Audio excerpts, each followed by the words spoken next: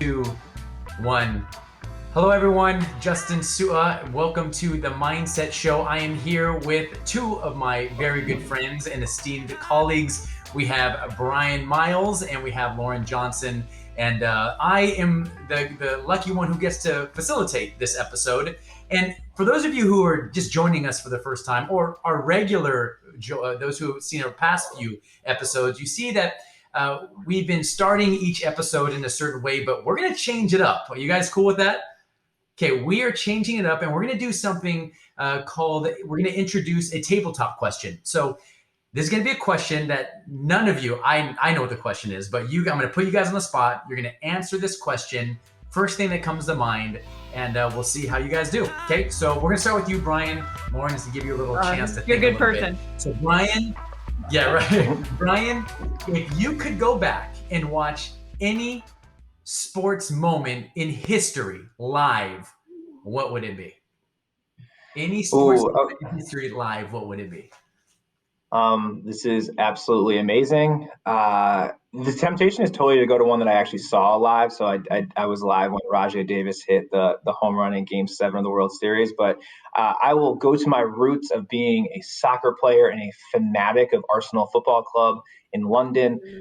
When Arsenal were the Invincibles, I think it was in the early 2000s. They're the only Premier League team to ever go through a season without a loss. I would 100% go to their last game, in which they came back from 1-0 down to beat, I believe it was Leicester, 2-1, and they were crowned the Invincibles, and they still stand as the Invincibles. So I would 100% go back to an Arsenal game. So fun fact, Nice. huge Arsenal fan. I've never heard that one shared. That's cool. A good one.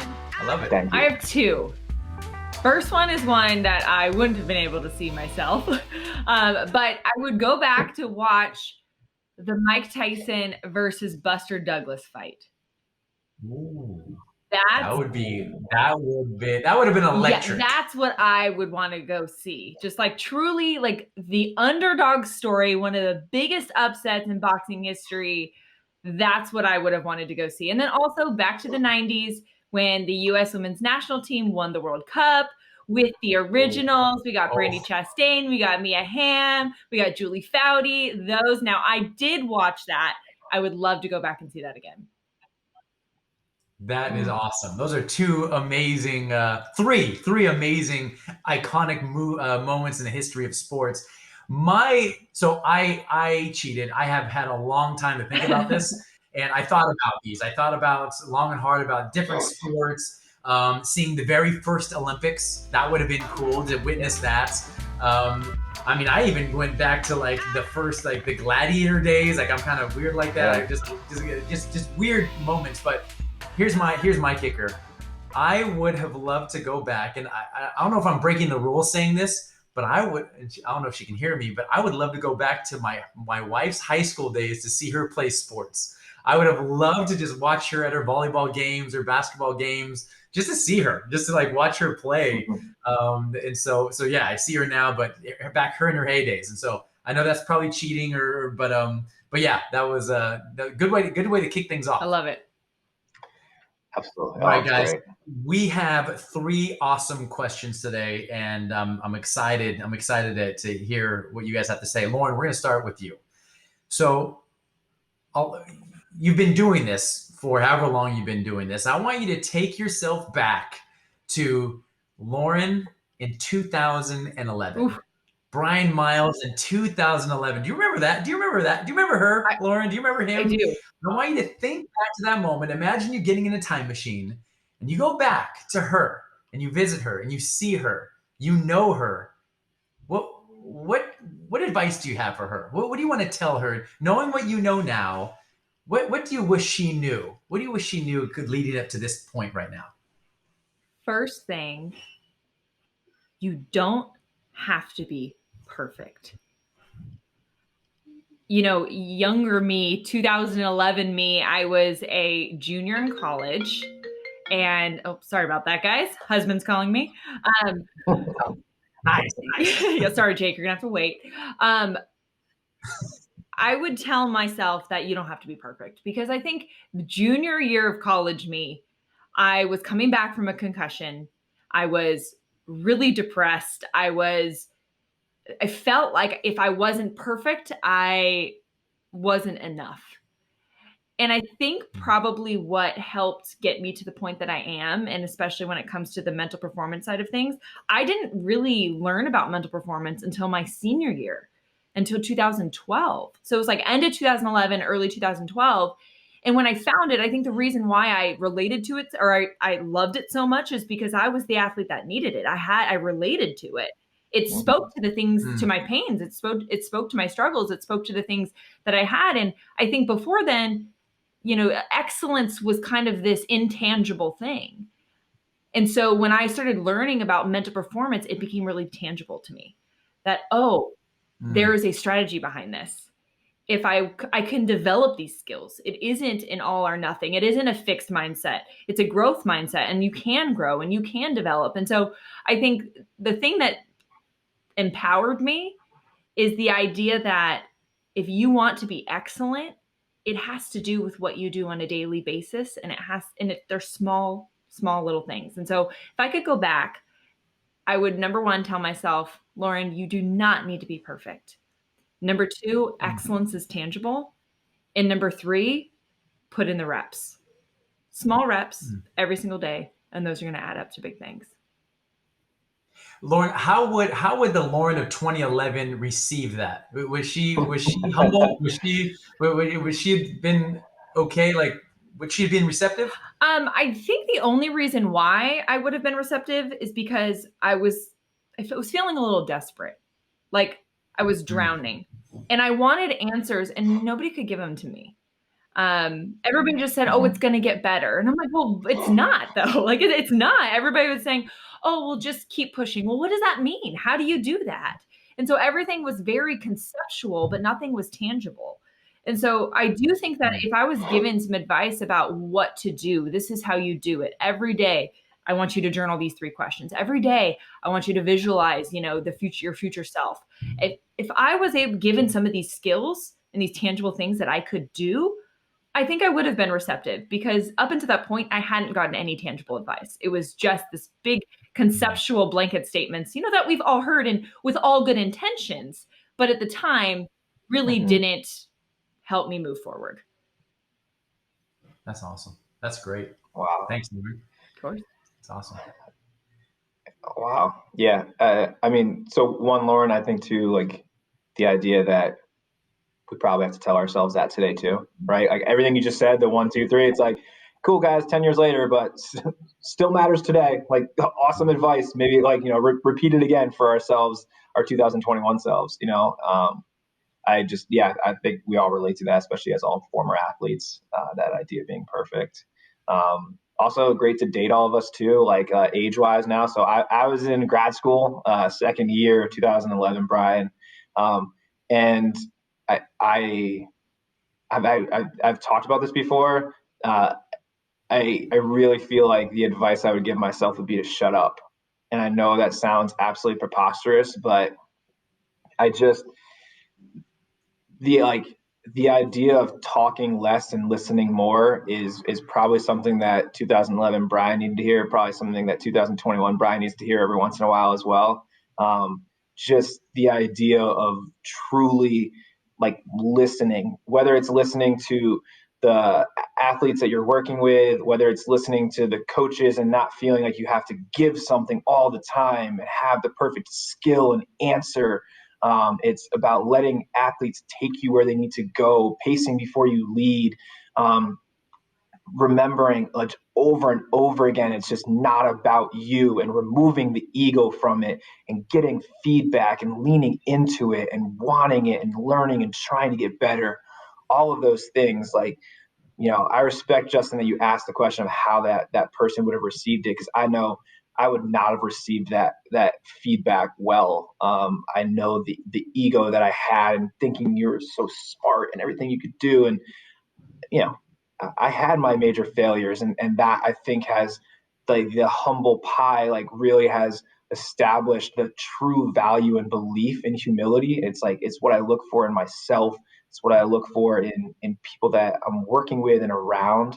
And it took me a long time to figure it out, and it took me some major mistakes and failures, and I think that's why I'm so passionate about it and really seeing what like the ego does to people and what a lack of humility does. And yeah, 2011, Brian liked to talk. And so my advice to you, pal, is maybe be quiet and listen a little bit more and just talk a little bit less. So yeah. Now, correct me if I'm wrong, because as you were describing this 2011, Brian, I don't know about you, Lauren, but I'm sitting here, I'm like, I what? Like, I couldn't imagine you, because you just how good of a team player you are, and how humble you are, and how you listen, and how did you learn that? I think you alluded to it. You talked about your failures, your struggles, but when did you start figuring it out, so to speak? I know you're going to say, as we all are, we're still a work in progress, but when did you start making progress in that?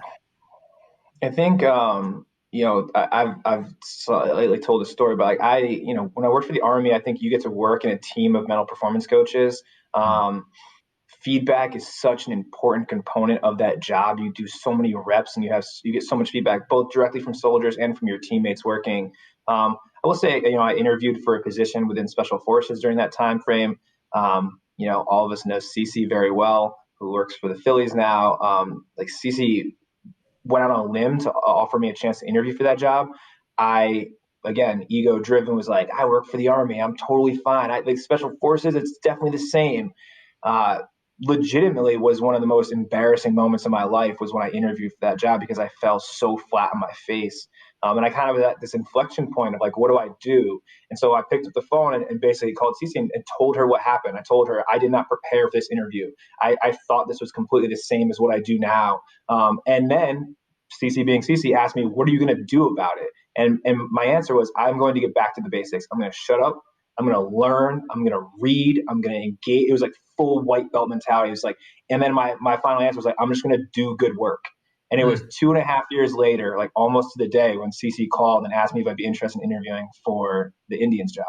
And it was like, this kind of moment where I was like, I tried to do what I said I was going to do. And so again, like that situation is so visceral. It just sticks with me. And I think that's why I'm so passionate about it, because like, it would have been cool to not have that fall flat on my face, but it's also that I think that's what allows us to get to where we are.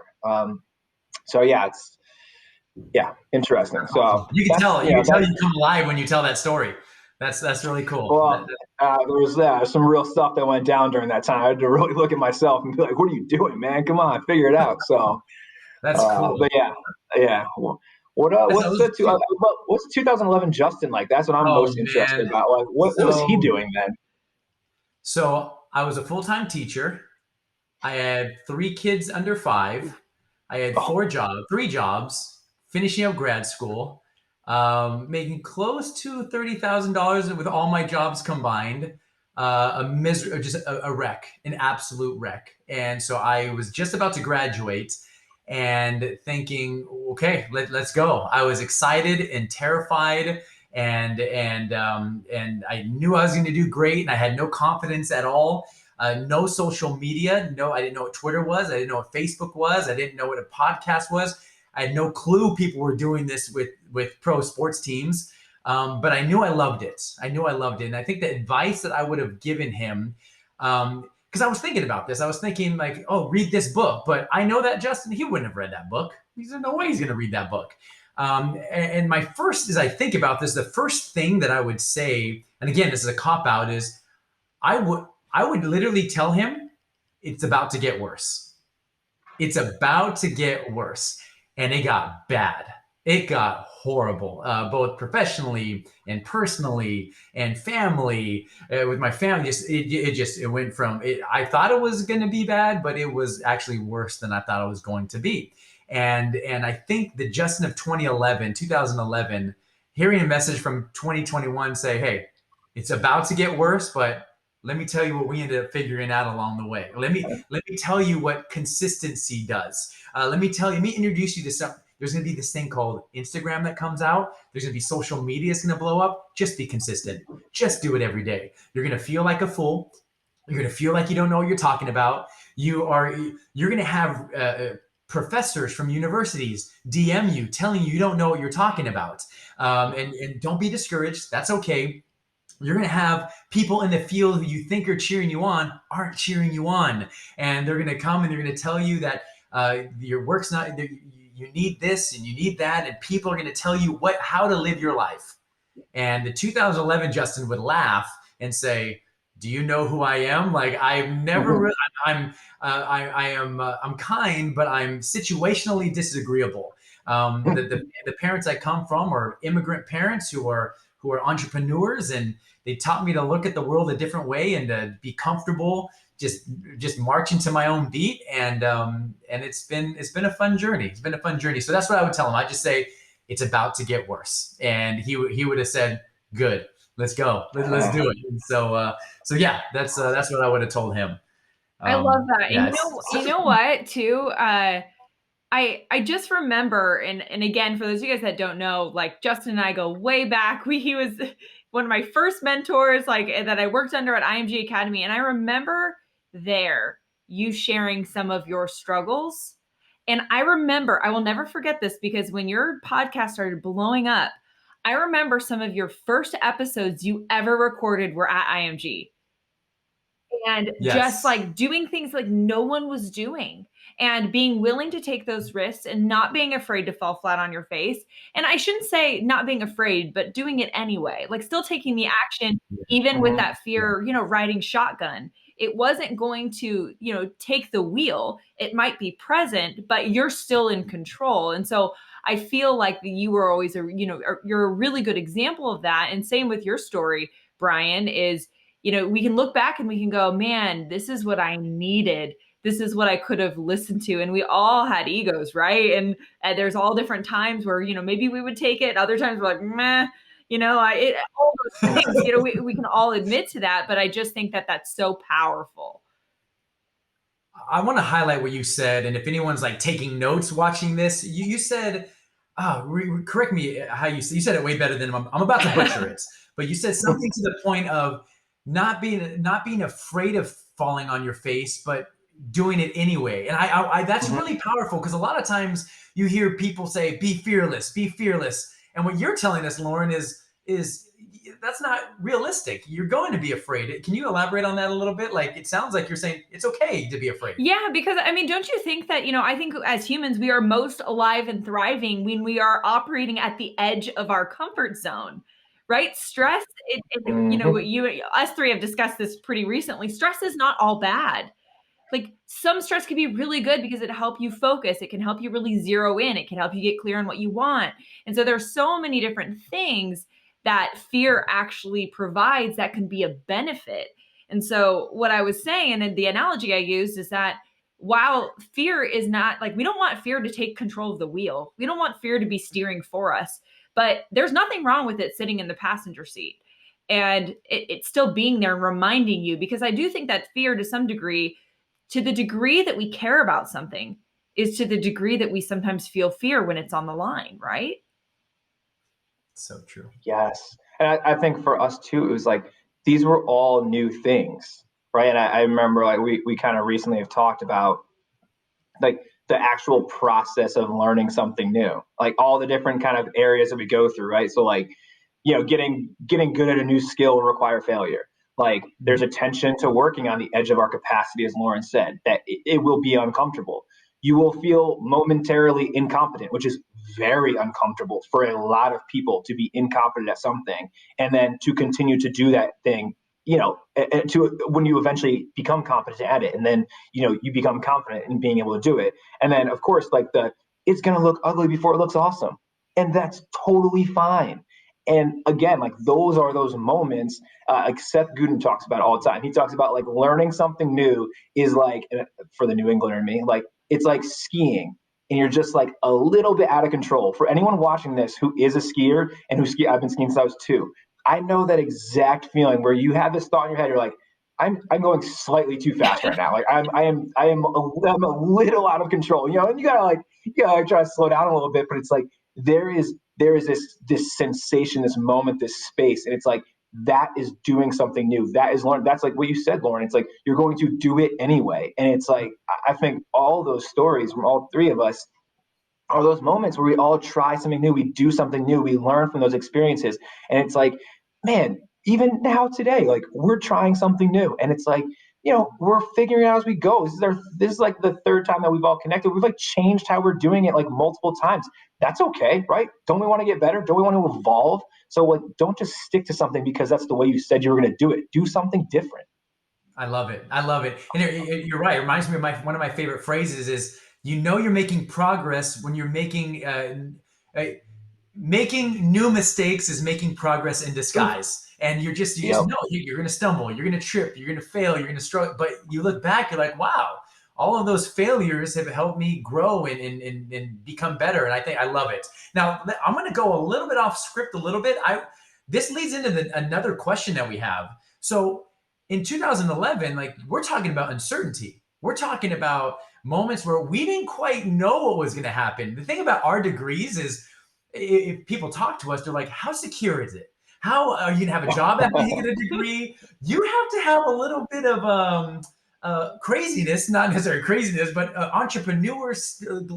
You got to be willing to embrace the unknown. And so embrace the uncertainty. So my question, kind of pivoting off the first one, is how do you prepare during uncertainty? So you're in the middle of uncertainty. You're in it. How do you adequately prepare for uncertainty while you're in uncertainty? We'll start with you, Brian. What do you got on that one? I mean, I think the idea of, so I do think there's like a self-awareness component to it, right? So it's like, hey, like we are unsure of what's happening. I mean, I think even, Justin and Lauren, you were involved in it too. It's like, look back at baseball last year. We were at this exact time in spring training, and then they said, everyone go home. And there was just tons of uncertainty about when we were going to start, what we were going to do. And I think it's like, how do you help people who, for their entire lives have prepared for this season and entire lives? It's like spring training into season, end of season, do it all over again, right? And then we were like, oh no, we're going to flip that completely on its head. And so I do think it's about grasping onto the things that are in your control. And again, it's like, it's the idea of sort of like that daily grind of putting the puzzle pieces together. So it's about finding the puzzle pieces that work for you, putting them together. It's about appreciating the journey. It's about taking the right way versus the easy way and leaning in to the tension of uncertainty, right? It's that same sense of like, I don't particularly enjoy tension. I don't particularly enjoy this uneasiness. But as Lauren said, that is the space where growth happens. Like, tell me one other time where growth happens where it's like, oh, this is super easy. Like, that felt so good. Like, no, it happens in that very uncomfortable space, that a bit out of control space. And so I think it's about finding those tangible moments and grabbing onto them, grabbing onto the things you have control of, especially if you don't have a lot of control. That's okay. Find the thing that you can, whatever it is. Like, Ryan Holiday talks about it in like a fight and like talking about how you kind of accept and grab. It's like when you're pinned down, like you can just grab onto anything, right? You're just trying to grab a leg, an arm, a shirt, a head, whatever, to like have some sense and resemblance of control. And I think, leaning into those things is where you can find some of that certainty in an uncertain situation. Oof. Love that. That's so well said. And I can you please, just because I know this story and you kind of glazed over it. So for those people that are listening that don't know the story you're kind of talking about in terms of like leaning into, if you're pinned down in the military, like what that would look like. Could you elaborate on that a little bit? Because I just think it's such a good story I don't want you to pass up on that. Yeah, Ryan Holiday in The Obstacle Is the Way, like he talks a little bit about like acceptance of situations, like being pinned down in a fight. And so he says, like, when you're pinned down and somebody's straddling on top of you, you can push with all of your might and that person will not get off of you. It won't happen. Like it doesn't matter. Like just the gravity works that way and the momentum works. Like you just can't get them off of you. So he says like there's an acceptance component. So like if you're in an actual fight, you're going to get hit a little bit, right? Like it's going to hurt. But there is a way out. And so the way that you actually get out in combatives is called shrimping. And so what that means is you actually pull the person closer to you. You grab onto anything. You pull their shirt, you pull their head, whatever. You get them a little bit close to you, right? And as they kind of lean into you, you put your hand on their thigh and you just push it back a little bit. Like I'm talking a couple of inches. And then you just like squirm a little bit. And then you maybe cover up and get hit a little bit. You pull them in closer again. And then you push their other like thigh out a little bit and you get a couple more inches. You just like squirm and shrimp. And if you do that multiple times, you're eventually going to be able to shrimp your way out and kind of get back up. And I love that Ryan Holiday talks about it, because at the very end in the book, he's saying, like, you are in a like what you are in is a position, not a fate. And I think like that's the uncertainty part. It's like, this is a position I'm in. This is not my fate.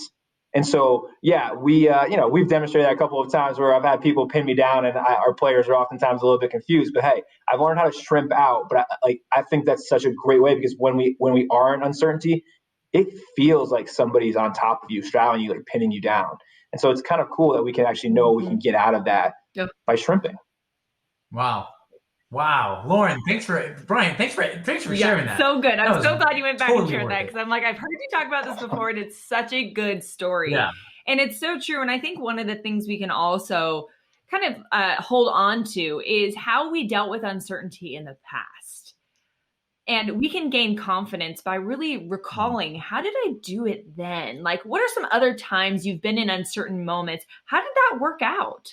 You know, what was the benefit what did you learn from it? Because, you know, we can't eliminate uncertainty. There's going to be uncertainty. And quite actually, it's exactly, Brian, what you said, and Justin, what you've alluded to, is that it's an opportunity to grow. And I think one of the biggest predictors of success is our ability to see the opportunity in the struggle. And so if you're struggling to see it right now, go back to some of your past experiences where you dealt with it. How did you deal with it? What worked? What didn't work? What did you gain from it? What did you learn from it? And try and use those as a good means to like look back and go, okay, I can deal with uncertainty. There's a lot of uncertainty in my life that I'm like, okay, that was the worst uncertainty I've ever had to deal with. And everything, at least up until this point, has like not even come close. And so I have that I can go to, that experience that I go, I got through this. I can get through anything. Like, this is nothing. And so sometimes even like holding it up, sometimes like to your other things that you've dealt with, and like seeing how it measures up to it. I know for me, when I do that, I can put it into more perspective and like, okay, this is nothing compared to that. And I got through that great. And I'm stronger and I'm better because of it. I love that. I love that. Two great, wonderful points. Just to add to that, I love your point, Lauren, about looking back. And I think about those early explorers. Can you imagine not knowing about the Earth, whether it's flat or round? You're literally going into the unknown. And I think what made them so helpful for the future people who come after them is they were documenting along the way. Not only do you look back to, in addition to looking back to get a kind of a base rate and what did I do in the past, but also in the journey you're along right now. How are you feeling? Documenting what are you basing your decisions on? Documenting what your potential cognitive biases. Now, a lot of times in sports, what we see a lot of times is whenever you don't feel safe, whenever you feel insecure or you're in the unknown, what our mind will naturally do is go to worst case scenario. What if this happens? What if this happens? And you're painting this doom and gloom. You begin to catastrophize. Now, whenever an athlete or a person or a teacher or a coach or even myself do that, then we always say, if you're going to play the what if game, you got to play the what if game properly. You can't just play one side of the coin. Let's flip the coin and play the other what if game. What if it works out? What's best case scenario? What if this is the best thing for your life? What if you all of a sudden make it to the major leagues or win the game, whatever, fill in the blank. And so what happens is you have worst case scenario, then you play what if best case scenario, and then a lot of times I can calibrate. Now it's, okay, what's most likely scenario? What is likely to happen? And so there's a simple exercise, a strategy that for those of you watching, you might put in your back pocket along with everything that Brian and Lauren said. Anything you guys want to add? I think that's so good. I really just want to say how much I love that, because what if the moment that you're currently in is about to teach you the very skill you need to take you to the next level? Like, I absolutely love those questions, Justin. Exactly. Yeah. I love the way you put it in such an amazing tweets. Like, that's perfect. I love it. Last question. A little bit of a changing the channel a little bit. Think about your environments. You've been with soccer teams, baseball teams, corporate teams. You've been with hairstylists. You've been with a lot of different, very unique populations. What is the environment you've seen mental performance thrive in? We'll start with you, Brian. I mean, I'll try to keep it succinct and short just for the sake of time. I mean, it's like, but like, I mean, a collaborative environment, one where the reliance on the mental performance work is not on the mental performance coach. And I know that might sound completely backwards to some people, but what I can promise you is that if you work in an organization where there's 300 players and there's one of you, hate to break it to you, but you're probably not working with all 300 players. But again, how can you leverage the entire staff? So how are you leveraging the fundamental coaches, strength and conditioning coaches, the athletic trainers, the sports scientists, the people that have the touches on the players more than you? And so the environment that I think I've seen it thrive in the most is when everyone is sort of comfortable engaging in the space of mental performance. And I think when the environment is when the mental performance coach doesn't feel like they're the only ones who can do the work. Which I think ties all the way back to the very first question of taking your ego out of it. So short and succinct, because I just, when that performance team is thriving, that environment, oh my gosh, it is so fun to go to work every day. Yeah, I have to, I have to agree with that. I just think when you're in a collaborative environment where everybody, there's the benefit. It's not just mental performance. It's not just strength and conditioning. It's not just nutrition. It's not just, fill in the blank. We are a piece to a puzzle.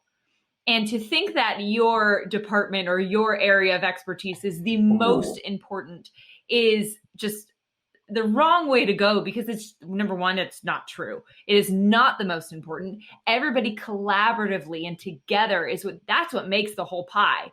And we are just a piece of it. But if we can help and empower not only all the other pieces, but then also, them also help and empower us as well. I mean, man, what a collaboration to be able to come together, just like the players on the field. We are kind of our own team outside of that to help support the players. And so I just think that you couldn't have said it better myself, Brian. I just think that collaboration and being able to work together and in an environment that is bought in. I mean, here's the thing. If your leader doesn't buy in to mental performance, good luck. It's not as easy. You have to be in an environment where the person who is directing the ship is also going in the same direction and has the same belief as you when it comes to mental performance.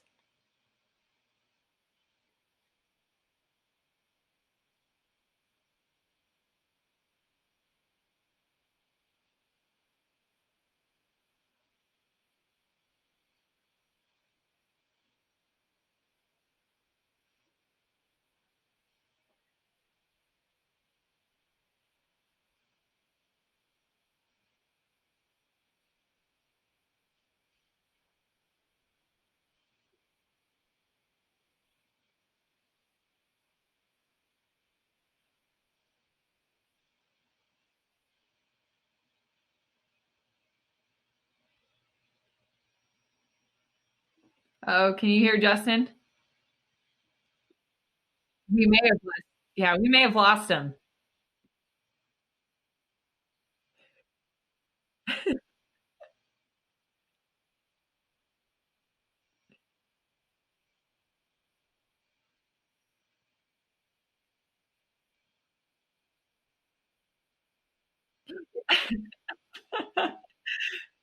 But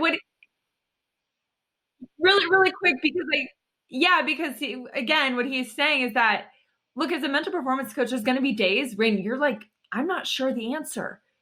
And that's okay. I think that there's going to be times where I call my people, I'll call Justin, I'll call Brian, I'll call my trusted people and go, hey, I'm a little stuck on this one. What do you got? And it's less about being right.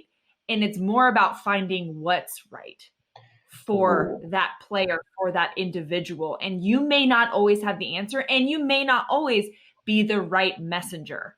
And so I think, like you said earlier, is about kind of removing your ego. Wow. Can you just say that part about being right again? As I got a text from Justin saying the entire internet, his entire house went out. So what did you say? It's less about being what? It's less about being right and more about finding what's right for that individual. And you may not be the person that has the answer, and you may not be the correct person to give the message either. Yeah. Oh, I love that. And I do think again that ties back to like the comfortability. Like if you work in a place where you're totally comfortable not having to have the answer all the time, it's just such a powerful place to work because you're totally fine being like, hey, like I'm not sure, but let me find the answer. And like the person who asked you the question or is seeking the information is like, absolutely, because I want the right thing, not you just telling me something for the sake of feeling you have to tell me something. So really appreciate that. With with Justin not being here, and actually as he circles right back in, there's Justin. We solved all the world's problems. We answered the question incredibly. I knew you would. I knew you appreciate it. We jumped with like your jumbled tone and what we thought you were saying, and then Lauren eloquently filled it right in. So it was phenomenal. Well, probably not as good as you, Justin, but I was picking up what you were putting down, so I tried to put some pieces together.